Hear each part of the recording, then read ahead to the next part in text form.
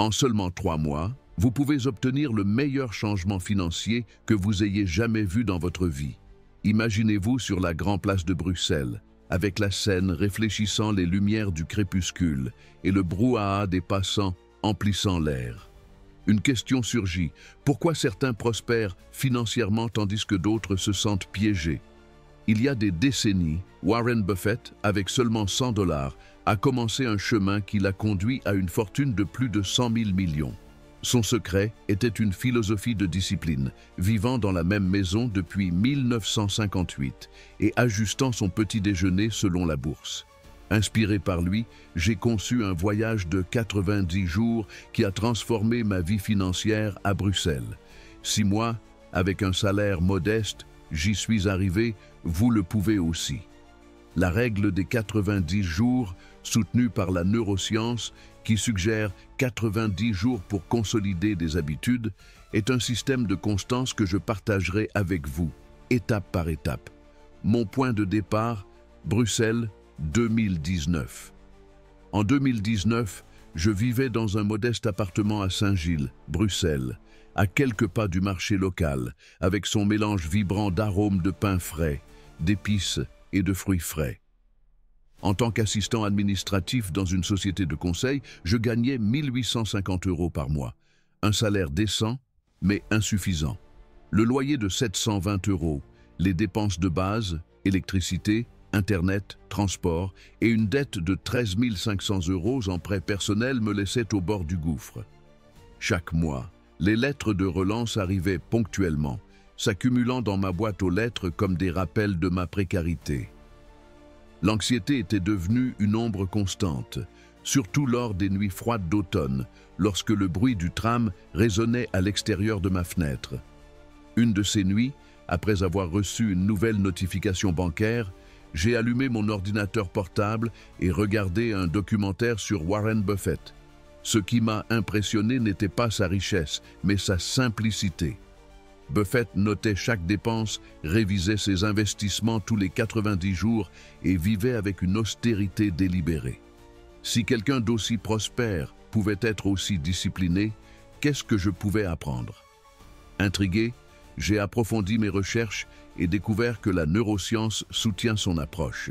Selon l'Institut des neurosciences de Louvain, il faut environ 90 jours pour consolider des habitudes complexes, en particulier celles liées à des émotions comme l'insécurité financière. J'ai décidé de me lancer dans mon propre cycle de 90 jours en adaptant les principes de Buffett à ma réalité à Bruxelles. Ce qui suit est la première étape de ce voyage, un processus que vous pouvez aussi commencer. Étape 1. Les 30 premiers jours. Observer et agir avec connaissance. Le premier mois de mon cycle de 90 jours a été un exercice d'observation pure, guidé par une maxime de Warren Buffett qui a profondément résonné en moi. Vous ne pouvez pas améliorer ce que vous ne mesurez pas. Cette phrase, lue dans un article sur sa vie austère, m'a frappé comme un éclair. J'ai décidé que, pour transformer ma situation financière, je devais d'abord la comprendre. Le lendemain, j'ai marché dans les rues pavées de Saint-Gilles, avec le brouhaha du marché matinal emplissant l'air d'arômes de pain frais, de fruits frais et d'épices. Je me suis dirigé vers une papeterie près de la place Flagey, où le soleil éclairait les façades historiques et les passants déambulaient avec des sacs de course. Là, j'ai acheté un carnet à couverture rigide pour 3,50 €, une petite dépense que j'ai notée comme mon premier investissement dans ce voyage. De retour dans mon modeste appartement, avec l'arôme d'un café maison emplissant l'air et le murmure du tram résonnant à l'extérieur, j'ai divisé les pages en 2 colonnes, revenus et dépenses. Mon objectif était simple mais difficile, noter chaque euro qui entrait et sortait de ma poche, sans juger, sans rien changer, juste observer avec attention. La première semaine a été révélatrice, presque comme découvrir une carte d'un territoire inconnu. J'ai découvert que je dépensais 180 € par mois en café et déjeuner dans des brasseries du quartier de l'Ixelles, comme la brasserie de l'Union, avec ses tables en bois, ses nappes à carreaux et l'odeur réconfortante de Stoerm saucisse qui imprégnait l'air. Chaque café de 2,50 € sur la place Flagey, entouré d'artistes de rue et du brouhaha des touristes, semblait insignifiant sur le moment, mais cumulé, c'était une fuite silencieuse de mon salaire. J'ai aussi identifié 25 € par mois pour un abonnement de streaming que j'utilisais à peine, 15 € pour une application de fitness oubliée sur mon téléphone et 10 € pour une revue numérique que je n'avais pas ouverte depuis des mois. Ces 50 € en abonnement, plus les 180 € en café et déjeuner, totalisaient 230 € par mois, plus de 12% de mon salaire de 1 850 €. Voir ces chiffres écrits dans mon carnet, sous la lumière tamisée de ma lampe de bureau, a été un réveil. C'était de l'argent qui avait été invisible, s'écoulant entre mes doigts comme le sable des rives de la Seine. Ce processus d'observation est le premier pilier de la règle des 90 jours, la connaissance actionnable. Buffett, connu pour lire entre 500 et 1000 pages par jour, n'accumule pas les données pour accumuler. Il filtre les idées pratiques et agit immédiatement dessus. Dans une interview vue dans un documentaire, il a dit « Plus vous apprenez, plus vous gagnez, mais seulement si vous savez quel apprentissage a un impact. » Inspiré par cette idée, je me suis fixé comme objectif de consacrer 20 minutes chaque soir à apprendre un concept financier, assis à mon petit bureau avec le bruit du tram en fond et une tasse de thé fumante. La première nuit, un article de Moneyvox a expliqué l'intérêt composé. Les intérêts croissent sur le capital et les intérêts précédents, créant un effet exponentiel qui transforme de petites sommes en fortune avec le temps. Je suis resté éveillé jusqu'à minuit, fasciné par un exemple. 100 € à 5% par an pouvaient devenir 265 € en 20 ans. J'ai fait des calculs dans mon carnet, imaginant comment mes petites épargnes pourraient croître. Le lendemain, j'ai examiné mes dettes, un prêt personnel de 11 500 € à 16% et une carte de crédit de 2 000 € à 10%. Le cœur battant rapidement, j'ai appelé la banque depuis mon appartement, avec l'arôme d'un café maison calmant mes nerfs. Le banquier était réticent, mais j'ai cité mon historique de paiement et négocié un plan pour prioriser le prêt le plus coûteux, économisant 350 € par an en intérêts. Ce petit triomphe, obtenu en un appel de 15 minutes, m'a fait sentir que le changement était possible. La deuxième nuit, j'ai lu un article dans l'Écho sur la règle du 50-30-20, 50% des revenus pour les besoins, loyer, facture, nourriture, 30% pour les envies, sorties, loisirs, et 20% pour l'épargne ou l'investissement. J'ai passé 1 heure devant mon ordinateur portable, avec le murmure du marché de Saint-Gilles s'éteignant à l'extérieur et les lumières de Bruxelles brillant à travers ma fenêtre, à classer mes dépenses du dernier mois dans une feuille de calcul. J'ai découvert que j'allouais 72% de mon salaire à des envies, comme des dîners dans la rue d'Ansaher, où les restaurants illuminés dégageaient des arômes de moules frites et de vin rouge, et seulement 2% à l'épargne. Cette découverte a été un coup dur. Je vivais comme si je n'avais pas 13 500 € de dette. Le lendemain, j'ai ouvert un compte d'épargne chez Belfius, une plateforme recommandée par un collègue, et configuré un virement automatique de 75 € par mois, un premier pas vers la stabilité. J'ai entendu que Sophie, une libraire de Liège, avait classé ses dépenses de manière similaire et annulé des abonnements inutiles, économisant 1 500 € en 1 an, ce qui m'a motivé à maintenir mon approche. La troisième nuit, un blog de 30 tendances a expliqué le coût d'opportunité. Chaque euro dépensé est un euro qui n'est ni investi ni génère d'intérêt. Ce café de 2,50 € sur la place Flagey, avec sa fontaine majestueuse et l'écho des musiciens de rue, n'était pas seulement une boisson, c'était 2,50 € de moins pour mon avenir. J'ai commencé à remettre en question chaque dépense, non pour me priver, mais pour choisir avec intention.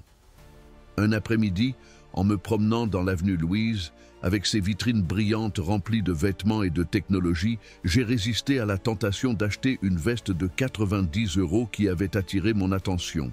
Au lieu de l'acheter, j'ai noté l'impulsion dans mon carnet et marché jusqu'aux rives de la Seine, laissant la brise fraîche clarifier mon esprit.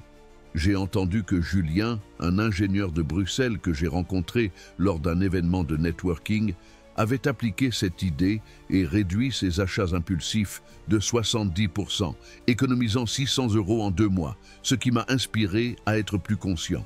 La 4e nuit, une vidéo de la RTBF a présenté la règle des 24 heures. Ne rien acheter de plus de 50 € sans attendre un jour pour réfléchir. Quand j'ai vu une paire de chaussures dans une boutique du Sablon, avec ses rues pavées et ses cafés chaleureux remplis de l'arôme de gaufres, j'ai noté mon désir dans le carnet et attendu. Le lendemain, assis dans mon appartement avec une tasse de thé, j'ai examiné mon budget et décidé de ne pas les acheter, redirigeant 70 € vers mon compte d'épargne. Cette décision prise dans le calme de mon foyer m'a fait sentir en contrôle. J'ai entendu que Claire, une boulangère de Namur, avait utilisé cette règle pour éviter des dépenses en décoration inutiles, économisant 1300 € en 1 an, ce qui a renforcé mon engagement. La 5e nuit, j'ai lu un article dans Le Soir sur le budget basé sur les valeurs, qui m'a conduit à réfléchir à ce que je valorisais vraiment.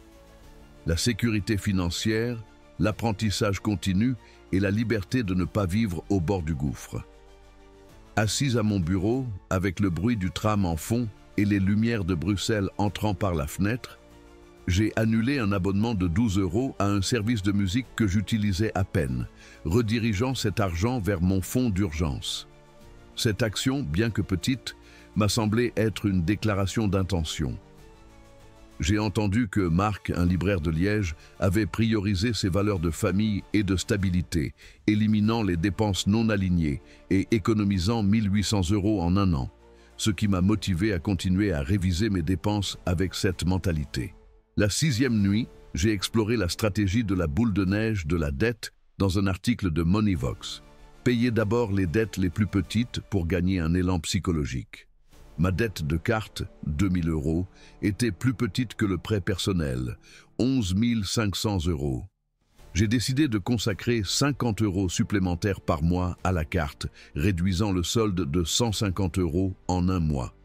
J'ai effectué ce virement un après-midi pluvieux, assis dans mon appartement avec le cliquetis de la pluie contre la fenêtre, et j'ai ressenti un soulagement immédiat. J'ai entendu que Élodie, une professeure de Gand, avait utilisé cette méthode et liquidé une dette de 3000 € en 1 an, ce qui m'a donné confiance pour continuer. La 7e nuit, j'ai lu un article dans l'Écho sur l'impact psychologique des petits triomphes. Selon une étude de l'Université libre de Bruxelles, célébrer de petites victoires augmente la motivation de 80%. Inspiré, j'ai commencé à noter chaque succès dans mon carnet. J'ai évité un café, économisé 2,50 € ou annuler un abonnement, ajouter 12 € à mon fonds. Une nuit, en me promenant dans le parc du Cinquantenaire avec ses sentiers bordés d'arbres et le craquement des feuilles sous mes pieds, j'ai réfléchi à la manière dont ces petits actes changeaient ma mentalité. J'ai entendu que Camille, une collègue de Bruxelles, avait commencé à noter ses propres triomphes financiers après une discussion au bureau, économisant 200 € en 1 mois, ce qui m'a inspiré à continuer à célébrer chaque pas. Pas pratique pour les 30 premiers jours. Premier jour 0. Évaluer la situation initiale. J'ai noté mon point de départ dans le carnet. Revenu de 1850 €, dépenses de 1700 €, dette de 13 500 €, épargne de 0. Cet instantané, écrit sous la lumière de ma lampe, était ma carte initiale. 2. Enregistrer chaque euro. J'ai noté chaque dépense, d'un croissant de 1,30 € dans une boulangerie à Bruxelles jusqu'au loyer de 720 €.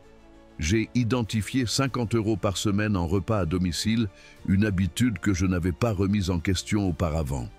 3e, apprendre et agir. J'ai consacré 20 minutes chaque soir à lire L'investisseur intelligent, article de Moneyvox, l'Écho, et agi le lendemain. Négocier des taux, ouvert un compte d'épargne, annuler des abonnements. Défis et réflexions. Enregistrer chaque dépense était plus fastidieux que prévu. J'oubliais de petites dépenses, comme un ticket de métro d'1,90 € et devais me rappeler de porter le carnet partout. Un matin, dans le brouhaha de la place Flagey, j'ai noté un café tout en écoutant un violoniste de rue, un rappel que chaque euro comptait. La tentation de céder à de vieilles habitudes était constante. Une nuit, après une journée épuisante, j'ai failli commander du sushi pour 35 €. Je me suis souvenu de l'étude de l'Université libre de Bruxelles. Agir immédiatement augmente la rétention de 80%. J'ai préparé une quiche avec des ingrédients du marché, économisant 30 €. Un autre après-midi, j'ai résisté à un manteau de 85 € dans l'avenue Louise, redirigeant cet argent vers mon compte d'épargne. Le doute m'a assailli. Est-ce que tant d'efforts pour 230 € en valaient la peine? Mais je me suis souvenu de Buffett, qui a commencé avec 100 $, et j'ai su que ces petites actions étaient les fondations de quelque chose de plus grand. Partager mon progrès avec d'autres était aussi un défi. Lors d'une pause au bureau, j'ai raconté à Camille, une collègue, comment j'avais annulé des abonnements. Elle a ri, disant que je semblais obsédé. Mais une semaine plus tard, elle m'a confié avoir annulé un abonnement de streaming, économisant 15 € par mois. Son changement d'avis m'a montré que mon effort inspirait les autres, renforçant mon engagement. En marchant le long de la Seine une nuit, avec les lumières de Bruxelles se reflétant sur l'eau, j'ai ressenti une nouvelle sérénité. Les 30 premiers jours avaient été un réveil, une preuve que je pouvais prendre le contrôle. Éviter les premières erreurs 1. L'illusion de l'activité.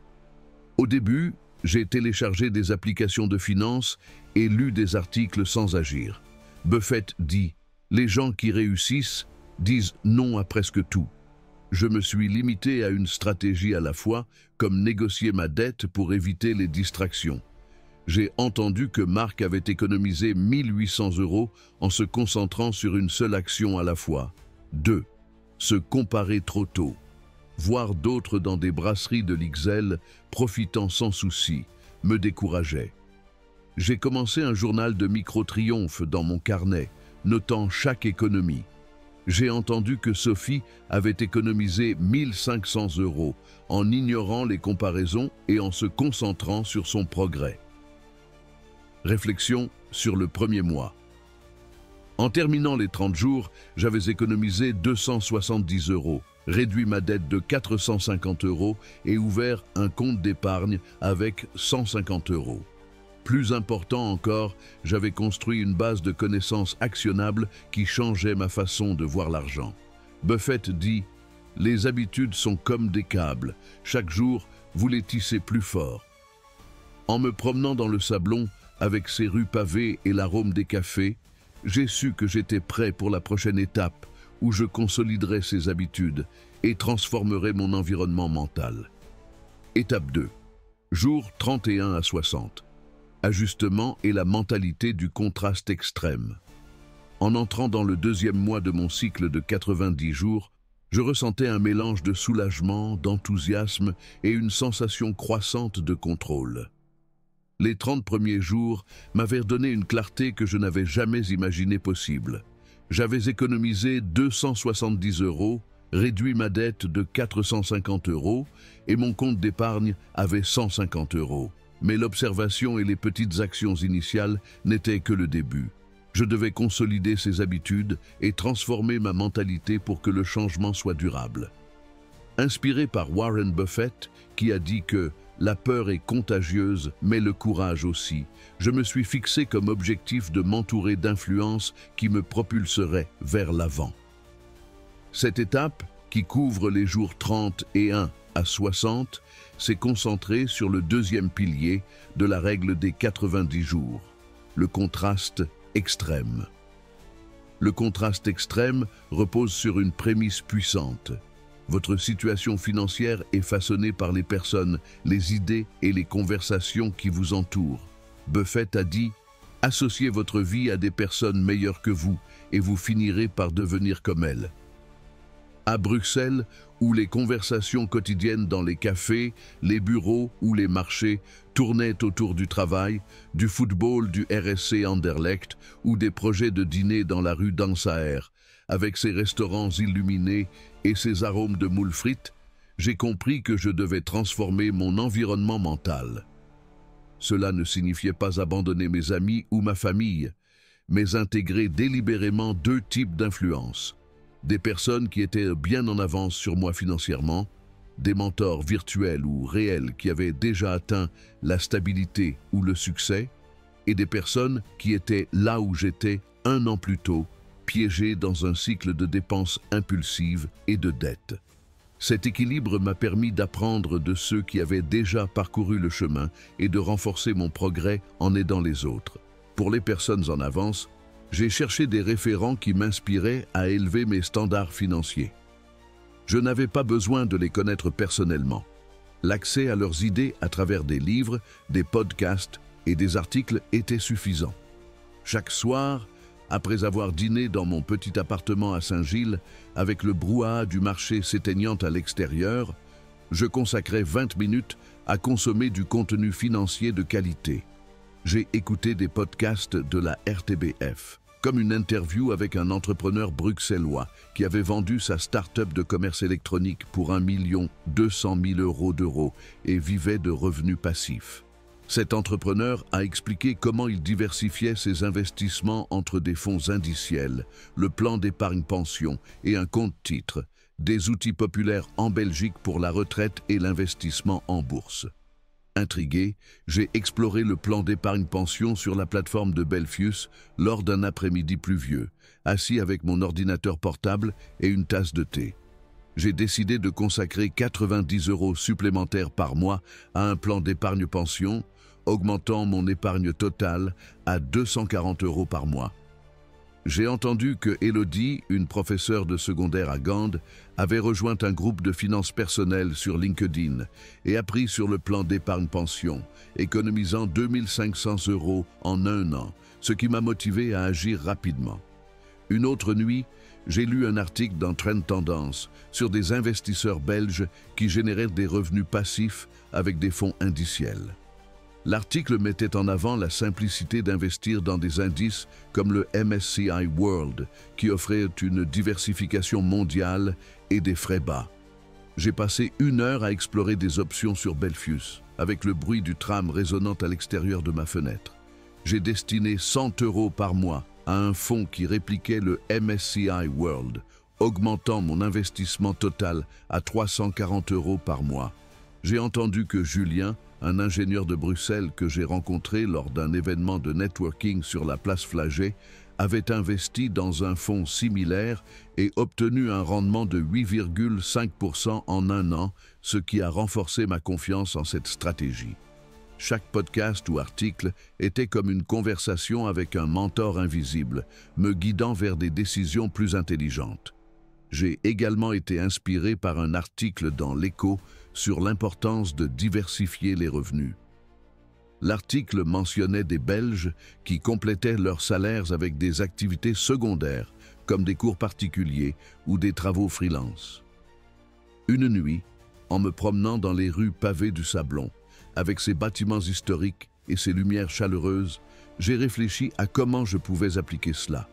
J'ai décidé de m'inscrire sur Malte, une plateforme de freelancing, et d'offrir des services de rédaction administrative, en tirant parti de mon expérience dans la consultance. En 2 semaines, j'ai obtenu un projet qui m'a rapporté 150 € supplémentaires par mois. J'ai entendu que Claire, une boulangère de Namur, avait commencé à vendre des gâteaux faits maison sur le marché de Namur et économisé 2 200 € en 1 an, ce qui m'a inspiré à explorer davantage d'opportunités. Pour les personnes qui étaient là où j'avais été, j'ai partagé mes apprentissages avec des collègues, des amis et des voisins à Bruxelles. Un après-midi, lors d'un café dans une brasserie près de la place Flagey, avec l'arôme de gaufres et le murmure des passants, j'ai expliqué à Camille, une collègue qui luttait avec des dettes de carte de crédit, comment j'avais réduit mes dépenses en plats à emporter en cuisinant chez moi. Elle était submergée par des factures de 2 000 € et partager mon expérience m'a fait réaliser combien j'avais progressé en seulement un mois. Camille s'est inspirée et a annulé un abonnement de streaming de 20 € par mois, redirigeant cet argent vers un fonds d'urgence. Selon une étude de l'Université libre de Bruxelles, enseigner ce que vous apprenez augmente la rétention de 70%, et j'ai remarqué que chaque conversation renforçait ma propre détermination. J'ai entendu que Roberto, un chauffeur de VTC à Anvers, avait partagé sa stratégie d'épargne avec ses passagers et économisé 1 200 € en 6 mois, ce qui m'a motivé à continuer à me connecter avec les autres. Un matin, en achetant des fruits au marché de Saint-Gilles, j'ai parlé à ma voisine Sophie, une mère célibataire qui dépensait beaucoup en vêtements pour ses enfants. Je lui ai raconté comment j'utilisais la règle du 50-30-20 pour prioriser mes dépenses. Elle a décidé de réduire ses achats impulsifs de 50%, économisant 300 € en un mois, ce qui a renforcé mon engagement. Je me suis joint à un groupe de finances personnelles sur LinkedIn où je partageais des conseils et apprenais des autres. Une nuit, j'ai publié un résumé de mon progrès dans le groupe, recevant des commentaires de personnes de toute la Belgique. J'ai entendu que Alejandra, une comptable de Liège, avait créé un groupe d'épargne avec ses collègues et économisé 1 500 € en 6 mois, ce qui m'a inspiré à continuer à construire mon réseau de soutien. J'ai aussi commencé à assister à des événements locaux de networking à Bruxelles, comme un atelier sur les finances personnelles dans une librairie de l'IXL. Lors de l'atelier, j'ai rencontré Pierre, un graphiste qui dépensait beaucoup en abonnements numériques. Je lui ai partagé mon expérience avec l'annulation d'abonnements oubliés et il a décidé de revoir les siens, économisant 25 € par mois. Ces interactions non seulement renforçaient mon engagement, mais me faisaient sentir partie d'une communauté qui cherchait le même changement. J'ai entendu que Marie, une infirmière de Bruges, avait assisté à des ateliers similaires et économisé 1 800 € en appliquant ce qu'elle avait appris, ce qui m'a motivé à continuer à participer à ces événements. Pas pratique pour les jours 31 à 60. À cette étape, j'ai mis en œuvre 2 étapes clés du plan de 90 jours, inspiré des habitudes de Buffett. 1. Créer un système de comptes multiples. J'ai ouvert 3 comptes chez Belfius. Un compte opérationnel pour les dépenses quotidiennes, loyer, factures, nourriture, un compte d'accumulation silencieuse, 10% de mon salaire automatiquement, et un compte d'opportunité, 5% pour de futurs investissements. Cela reflétait la pratique de Buffett de séparer l'argent pour éviter les dépenses impulsives. J'ai configuré les virements automatiques un vendredi soir, assis dans mon appartement, avec l'arôme d'une quiche faite maison. À la fin du mois, mon compte d'accumulation avait 600 € et celui d'opportunité, 300 €. J'ai entendu que Alejandra, la comptable de Liège, avait utilisé un système similaire et économisé 1 500 € en 6 mois, ce qui m'a motivé à maintenir cette structure. Deuxième, appliquer la règle des 24 heures. J'ai décidé de ne pas effectuer d'achats supérieurs à 50 € sans attendre un jour. Ce fut un changement radical. Un après-midi, en me promenant dans l'avenue Louise, avec ses vitrines remplies de vêtements et de technologie, j'ai vu une montre de 150 € qui m'a tenté. J'ai noté mon désir dans mon carnet, inspiré profondément l'air frais de Bruxelles et attendu 24 heures. Le lendemain, assis dans un café de la place Flagey, j'ai examiné mon budget et décidé de ne pas l'acheter, redirigeant 150 € vers mon compte d'opportunité. Cette pratique a réduit mes dépenses impulsives de 80%, économisant 250 € dans le mois. J'ai entendu que Julien, l'ingénieur de Bruxelles, avait appliqué cette règle et évité d'acheter un nouveau téléphone, économisant 900 € en 6 mois, ce qui m'a inspiré à rester discipliné. Défis et réflexions. Changer mon environnement mental a apporté des défis inattendus. À Bruxelles, les invitations à dîner dans des brasseries de l'IXL, avec leurs menus sophistiqués et leurs verres de vin rouge, étaient une tradition parmi mes amis.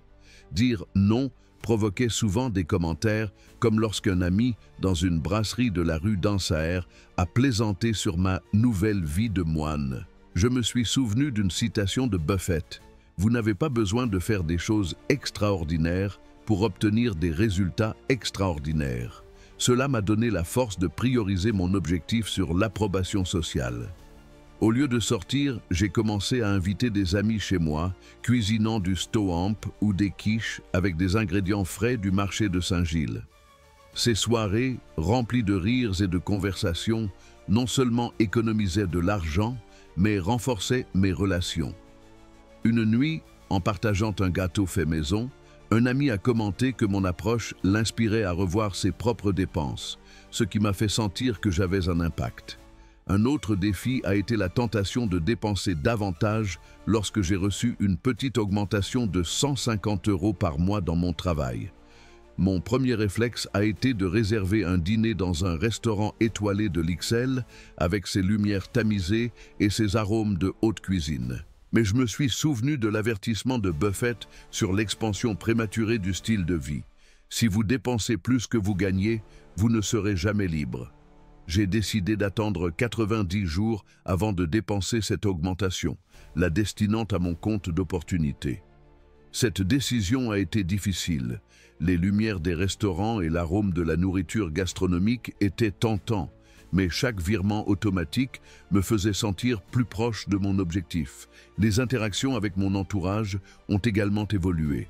Lors d'une pause au bureau, j'ai partagé ma stratégie des comptes multiples avec Camille, ma collègue endettée. Pendant que nous prenions un café dans la salle de repos, avec l'arôme de la machine à café emplissant l'air, je lui ai expliqué comment diviser mon salaire en comptes m'aidait à prioriser. Elle a décidé d'ouvrir un compte d'épargne et de consacrer 50 € par mois, ce qui a renforcé mon engagement. Un autre après-midi, en me promenant dans le parc du Cinquantenaire, avec ses sentiers bordés d'arbres et ses lacs tranquilles, j'ai parlé à Pierre, le graphiste, de la règle des 24 heures. Il a adopté la pratique et évité d'acheter un nouvel ordinateur, économisant 400 €. J'ai entendu que Sophie, la voisine de Saint-Gilles, avait partagé sa stratégie d'épargne avec sa famille et économisé 350 € en un mois, ce qui m'a inspiré à continuer à me connecter avec les autres. La pression sociale n'a pas toujours été facile à gérer. Lors d'un événement de networking dans l'IXL, un collègue a questionné si mon approche n'était pas trop obsessionnelle. J'ai réfléchi à cela en marchant dans les rues du Sablon, avec ses bâtiments historiques et l'arôme des cafés. Je me suis souvenu que Buffett avait fait face à des critiques similaires pour son austérité, mais sa constance l'a conduit au succès.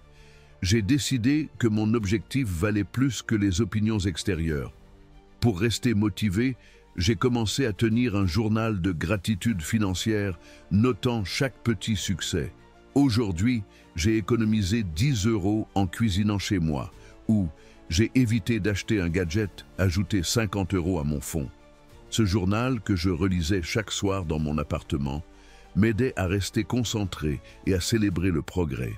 Un défi supplémentaire a été la fatigue mentale. Après un long jour au bureau, où les réunions s'éternisaient et le stress s'accumulait, il était tentant de se déconnecter avec une série plutôt que de lire sur les finances ou d'assister à des ateliers. Une nuit, j'ai presque cédé à la tentation de regarder Netflix, mais je me suis souvenu d'une étude de l'Université libre de Bruxelles. Les personnes qui persistent dans des habitudes quotidiennes ont 85% de chances supplémentaires d'atteindre leurs objectifs. Je me suis levé de mon canapé, j'ai ouvert mon carnet et lu un article de l'Écho sur le compte titre qui offrait des avantages fiscaux pour les investissements en actions. Le lendemain, j'ai ouvert un compte titre chez Belfius, destinant 50 € par mois. J'ai entendu que Marie, une infirmière de Bruges, avait fait face à une fatigue similaire, mais avait persévéré et économisé 2000 €, ce qui m'a motivé à continuer. Erreur à éviter. À cette étape, j'ai appris à éviter 2 pièges courants que Buffett met en garde. 1. Augmenter le niveau de vie trop tôt. L'augmentation de 150 € m'a tenté à dépenser plus dans les restaurants ou les vêtements. Buffett, qui vit dans la même maison depuis 1958, met en garde contre l'inflation du style de vie. J'ai décidé d'attendre 90 jours, destinant l'augmentation à mon compte d'opportunité, ajoutant 450 € dans le mois. J'ai entendu que Elodie, la professeure de Gand, avait fait face à une tentation similaire après une promotion, mais en redirigeant l'argent vers un fonds d'investissement, elle a économisé 2500 € en un an, ce qui m'a motivé à rester discipliné. 2. Ignorer l'impact émotionnel. Auparavant, je dépensais en plats à emporter le vendredi pour soulager le stress du travail. J'ai reconnu ces émotions et planifié des dîners faits maison, comme du stomp, le dimanche, économisant 50 € par semaine. J'ai aussi commencé à me promener dans le parc du cinquantenaire après le travail pour gérer le stress, au lieu de dépenser en achats impulsifs. J'ai entendu que Roberto, le chauffeur d'Anvers, avait identifié ses dépenses émotionnelles en taxi et économisé 1300 € en utilisant les transports publics, ce qui m'a inspiré à contrôler mes impulsions émotionnelles. En terminant les jours 31 à 60, les résultats étaient clairs. J'avais économisé 1000 €, investi 750 € dans mon fonds indiciel, mon plan d'épargne pension et mon compte titre, et réduit ma dette de 1000 €. Plus important encore, mon environnement mental avait radicalement changé. Les idées de mes référents, entrepreneurs dans des podcasts, investisseurs dans des articles, collègues sur LinkedIn, et les discussions avec des amis et voisins à Bruxelles me maintenaient concentré. Buffett dit « Les gens très prospères disent non à presque tout ». En priorisant les influences positives et en rejetant les distractions, je sentais que ma transformation financière était inévitable. Une nuit, en me promenant dans le sablon, avec l'arôme du café et le murmure des cafés, j'ai su que j'étais prêt pour la prochaine étape, où l'amplification de mes efforts ferait la différence. Étape 3. Jour 61 à 90.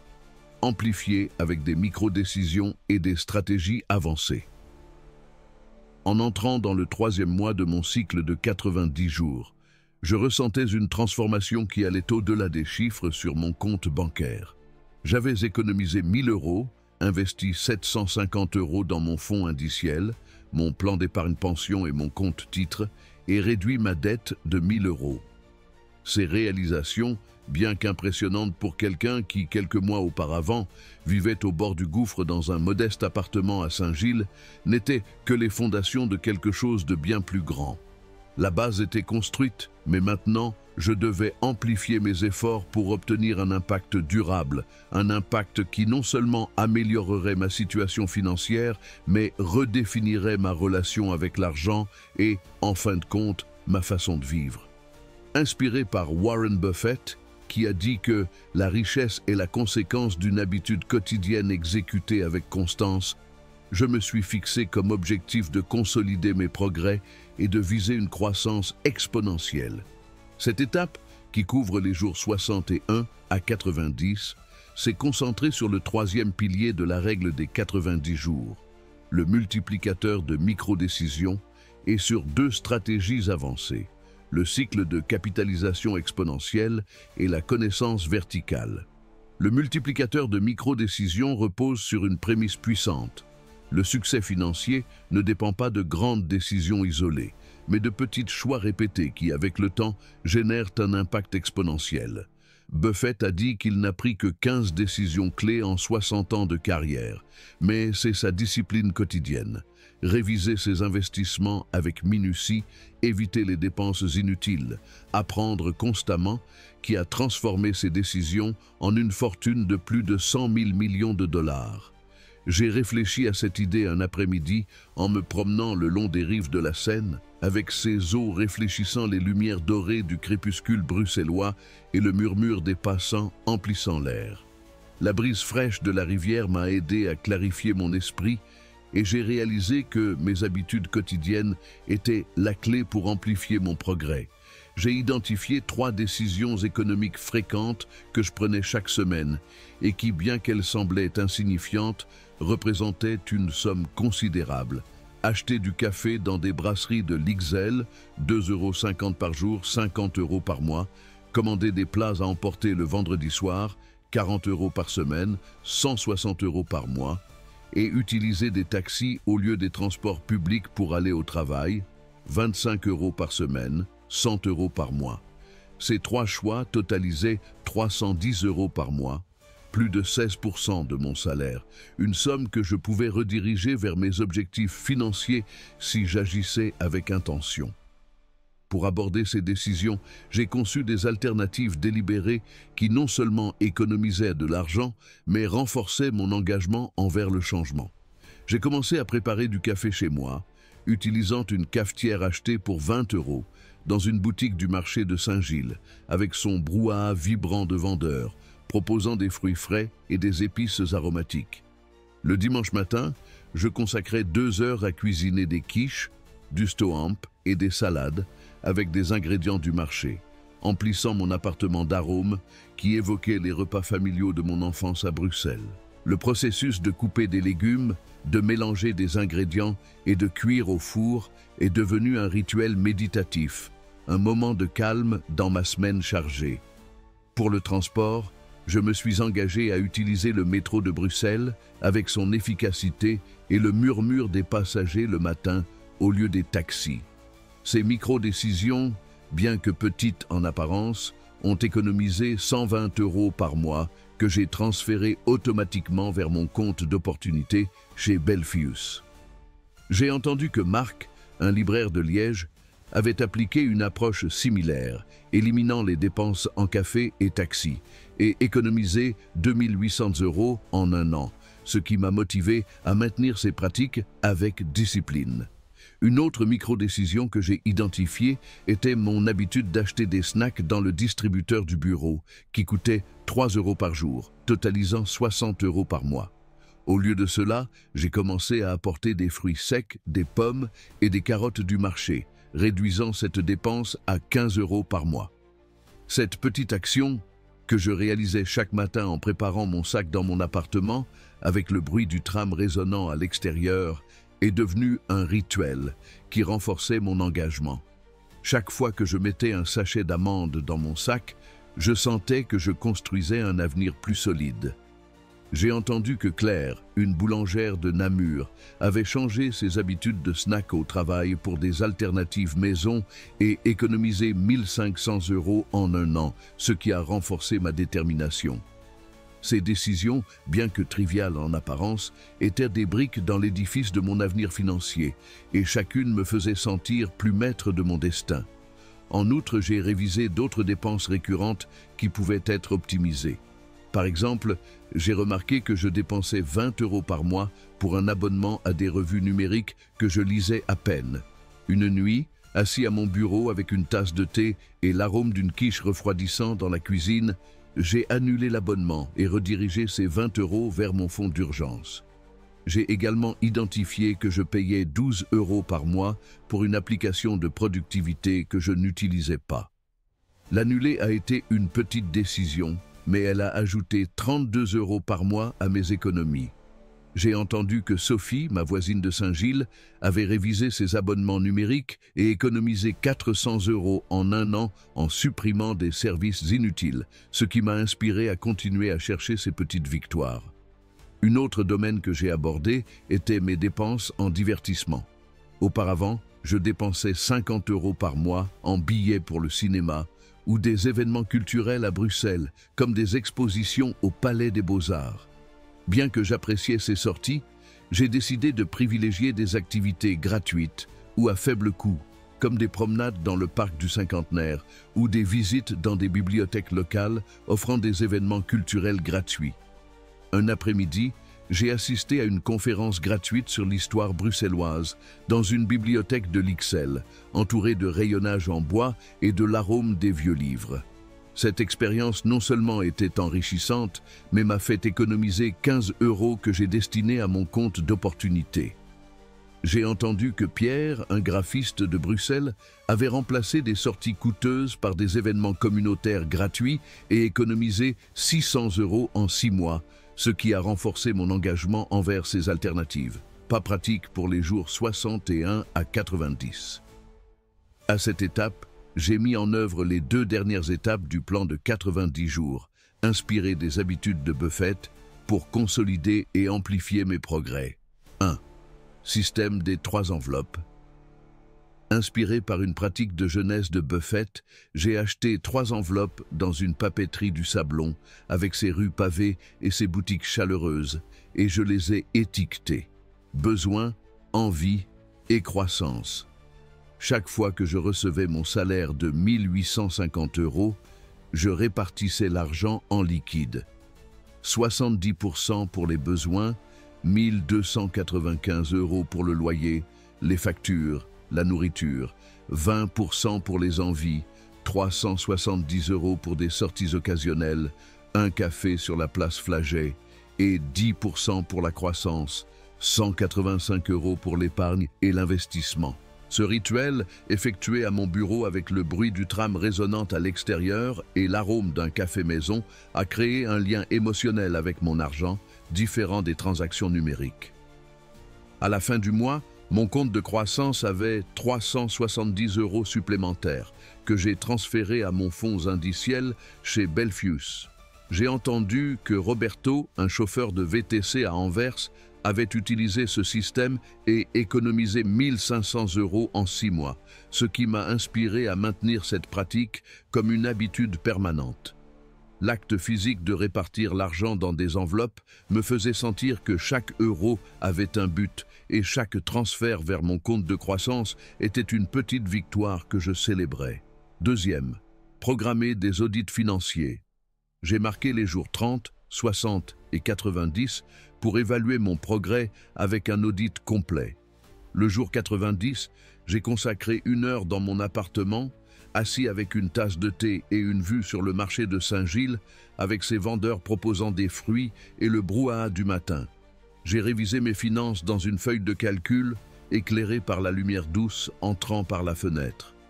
Les chiffres racontaient une histoire claire. J'avais économisé 1 400 €, investi 1 100 € dans mon fonds indiciel, mon plan d'épargne pension et mon compte titre, et réduit ma dette de 2 000 €. Cet audit non seulement montrait des résultats, mais me permettait d'ajuster ma stratégie pour le prochain cycle. J'ai décidé d'augmenter mon investissement mensuel à 500 € et de consacrer 50 € supplémentaires à un fonds d'urgence pour les imprévus, comme des réparations dans mon appartement ou des urgences médicales. J'ai entendu que Alejandra, une comptable de Liège, effectuait des audits mensuels et avait économisé 3 200 € en 1 an, ce qui m'a motivé à faire des audits une pratique régulière. Chaque audit était comme une carte qui me montrait où j'étais et où j'allais, et la clarté qu'il apportait était aussi précieuse que les euros économisés. Défis et réflexions. Amplifier mes efforts a apporté des défis qui ont testé ma discipline et ma résilience. La routine de préparer des repas et d'utiliser le métro nécessitait une planification constante et il y avait des moments de faiblesse qui menaçaient de dévier mon progrès. Une semaine, après une longue journée au bureau où les réunions s'éternisaient et le stress s'accumulait, j'ai failli céder à la tentation de commander un plat à emporter pour 40 €. Assis dans ma cuisine, avec l'arôme d'une quiche fraîchement cuite emplissant l'air et le bruit du tram résonnant à l'extérieur, je me suis souvenu d'une citation de Buffett. « Peu importe votre intelligence, le temps et la constance gagnent toujours. » Cette phrase, que j'avais notée dans mon carnet lors de l'étape 1, m'a donné la force de résister. J'ai préparé une salade rapide avec des tomates, des concombres et des olives du marché et transféré les 40 € économisés à mon compte d'opportunité. La satisfaction de cette décision surpassait de loin le plaisir éphémère d'un repas livré et j'ai réalisé que chaque petite victoire renforçait ma détermination. La pression sociale était un autre obstacle significatif. À Bruxelles, les dîners dans les brasseries de la rue d'Ansaert ou de l'Ixelles étaient une tradition ancrée parmi mes amis.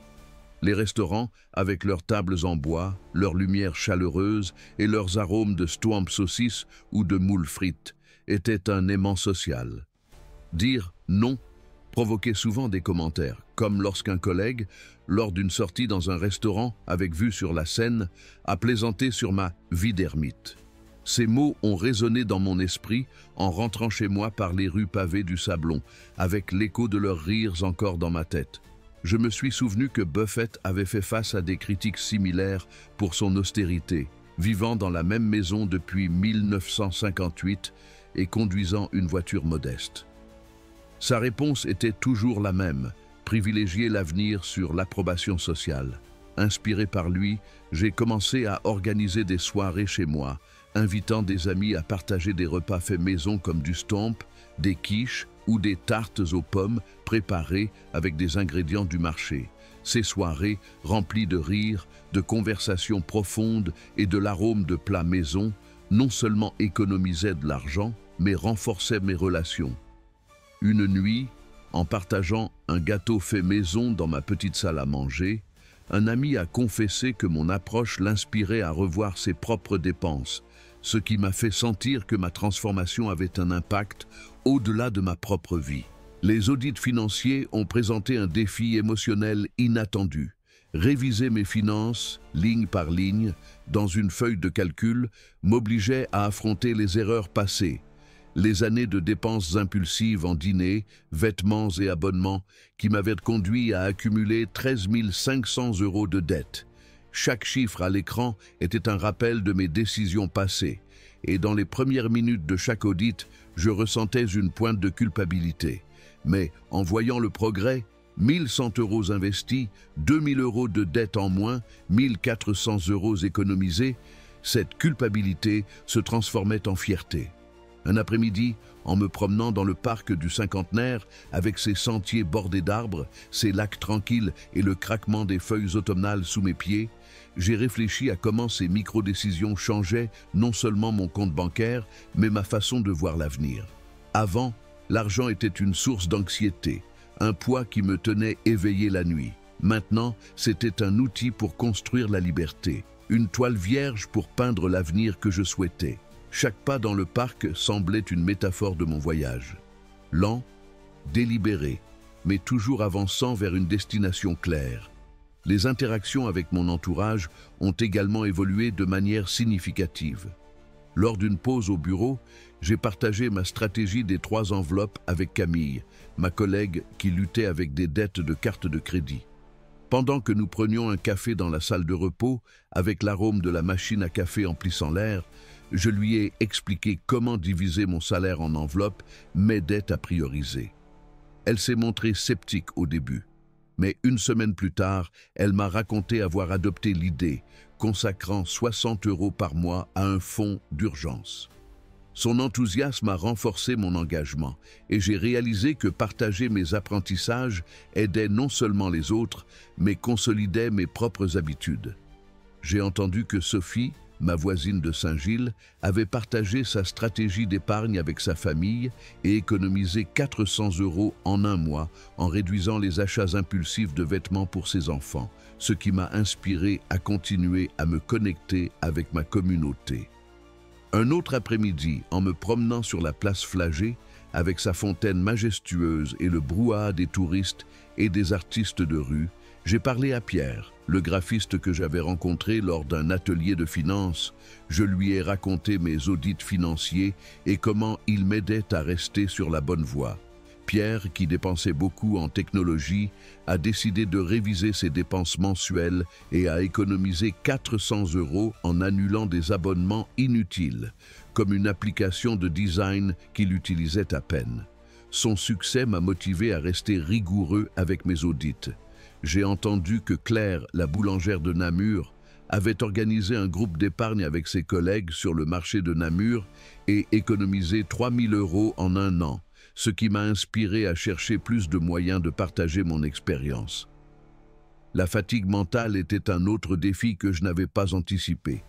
Après 60 jours de discipline stricte, enregistrer les dépenses, cuisiner à la maison, lire sur les finances, il y avait des moments où je préférais me déconnecter avec une série sur Netflix plutôt que de planifier mon prochain audit ou de rechercher de nouveaux investissements.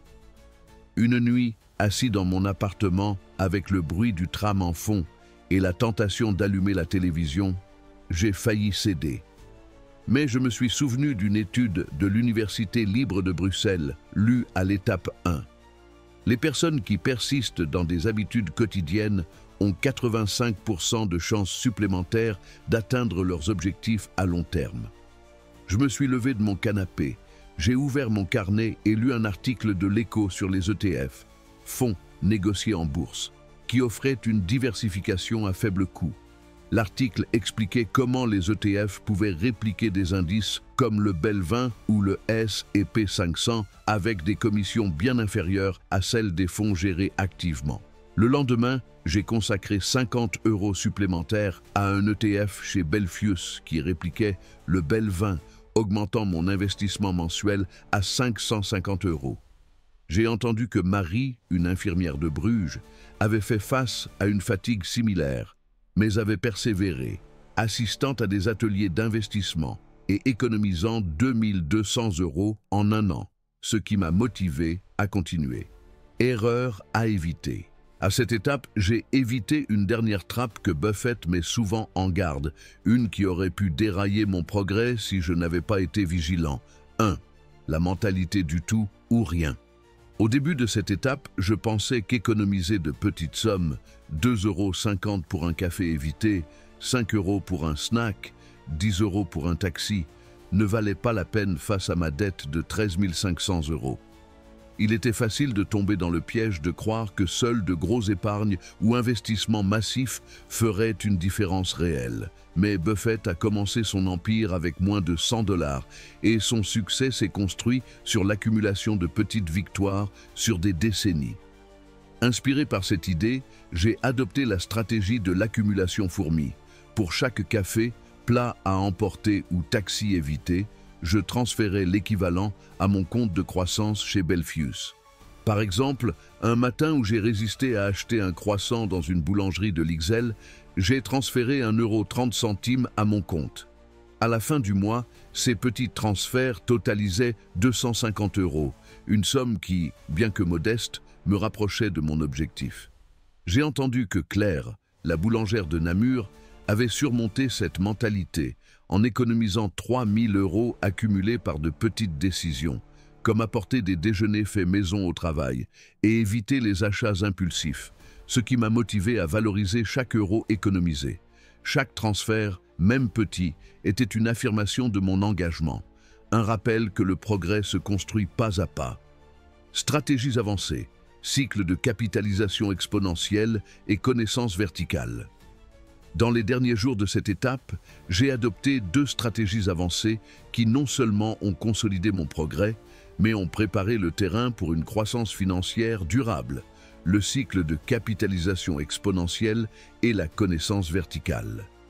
Le cycle de capitalisation exponentielle s'inspirait de la règle du 1% hebdomadaire de Buffett, s'améliorer de 1% chaque semaine dans 3 domaines clés de mon économie: réduire les dépenses, augmenter les revenus et optimiser les investissements. Pour les dépenses, j'ai négocié ma facture de téléphonie mobile avec mon fournisseur, appelant un après-midi pluvieux depuis mon appartement et réussissant à réduire ma facture de 25 à 15 € par mois, économisant 10 € par mois. J'ai également révisé ma facture d'électricité, passant à un tarif de nuit qui m'a permis d'économiser 8 € supplémentaires par mois, en utilisant des appareils comme la machine à laver après 22 heures. Ces petites optimisations, réalisées en écoutant le cliquetis de la pluie contre ma fenêtre, ont ajouté 18 € par mois que j'ai redirigé vers mon fonds indiciel chez Belfius. Pour les revenus, j'ai élargi mon travail freelance sur Malte, offrant des services de rédaction administrative et de traduction, ce qui a généré 200 € supplémentaires par mois. Une nuit, en examinant des propositions sur Malte avec une tasse de café, j'ai obtenu un projet de rédaction pour une consultance locale qui m'a payé 150 € en une semaine. J'ai entendu que Roberto, le chauffeur de VTC à Anvers, avait augmenté ses revenus en proposant des visites privées aux touristes pendant son temps libre, économisant 1 800 € en un an. ce qui m'a inspiré à chercher plus d'opportunités de revenus secondaires. Pour les investissements, j'ai augmenté mon apport mensuel au fonds indiciel à 500 € et consacré 50 € supplémentaires à un ETF qui répliquait le BEL 20, l'indice boursier belge incluant des entreprises comme AB InBev et Proximus. Ces décisions, prises après des heures de recherche dans mon appartement, avec l'arôme d'un café maison et le murmure du marché de Saint-Gilles, reposaient sur le principe de l'intérêt composé que j'avais appris à l'étape 1.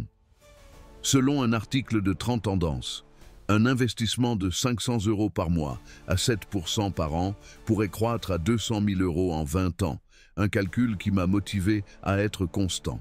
Au cours des 12 semaines de cette étape, j'ai optimisé 10 domaines de mon économie, de la négociation de factures à la diversification des revenus, obtenant un changement cumulatif de 67% grâce à l'effet exponentiel de ces améliorations.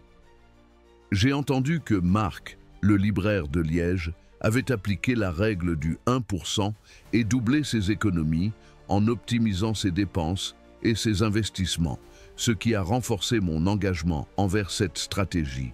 La connaissance verticale consistait à consacrer les 90 jours de cette étape à étudier un sujet financier en profondeur, les fonds indiciels et les ETF.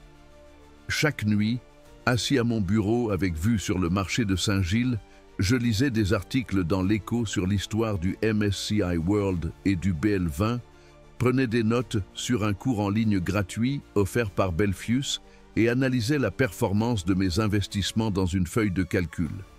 Je notais des idées clés.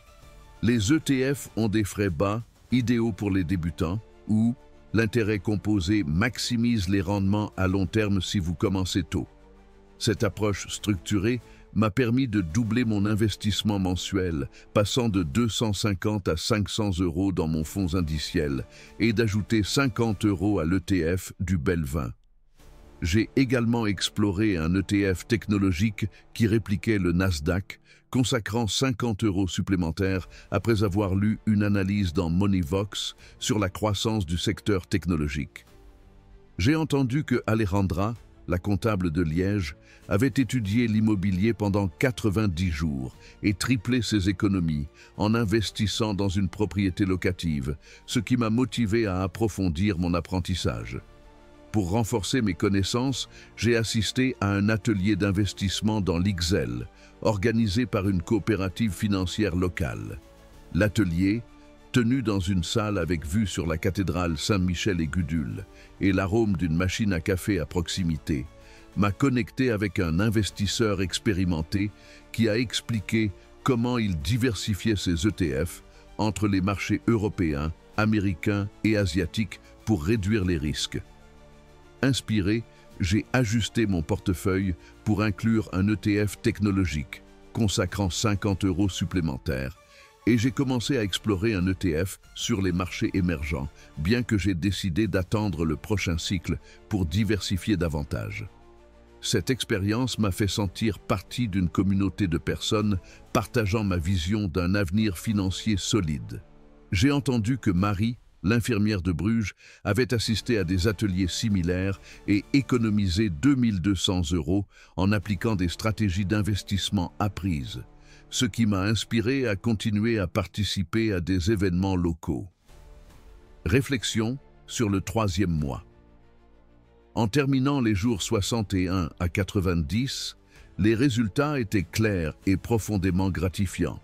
J'avais économisé 1400 €, investi 1400 € dans mon fonds indiciel, mon plan d'épargne pension, mon compte titre et mes ETF, et réduit ma dette de 2500 €.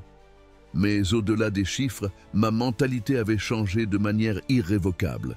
Avant, l'argent était une source de stress, un rappel constant des factures et des limitations. Maintenant, c'était un outil pour construire la liberté, un moyen de créer un avenir aligné sur mes valeurs, sécurité, apprentissage et autonomie. Chaque micro-décision, éviter un café dans une brasserie, cuisiner une quiche avec des ingrédients du marché, transférer 5 € à mon compte de croissance, était un pas vers cet avenir. Chaque audit, chaque conversation avec des collègues comme Camille ou Pierre, chaque article lu dans l'Écho renforçait mon engagement. En me promenant dans le Sablon une nuit, avec ses bâtiments Renaissance illuminés par des lumières chaleureuses et l'arôme du café flottant depuis les brasseries, j'ai ressenti une sérénité que je n'avais pas connue depuis des années. Le bruit du tram, le murmure des cafés, l'écho de mes pas sur les pavés, tout semblait faire partie d'un voyage qui ne faisait que commencer. Buffett dit « L'intérêt composé est la 8e merveille du monde.